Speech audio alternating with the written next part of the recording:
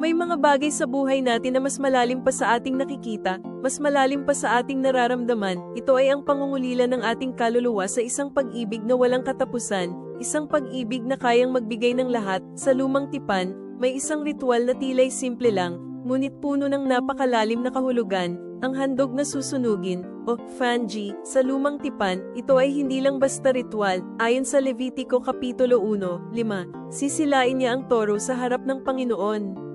Ang bawat pagkatay, bawat usok na umaakyat, ay simbolo ng ating buong pag-aalay. Para sa atin ngayon, hindi na tayo nag-aalay ng hayop. Ang ating handog ay ang ating sarili, ang ating puso, ang ating kalooban, ang bawat pagpili na mahalin siya ng buo, ang bawat pagpili na sumuko sa kanyang kalooban, ay tulad ng isang Fanji na amoy salamat sa kanya. Ito ang pag-ibig na walang pasubali, isang buong pusong pagmamahal na lumalampas sa lahat.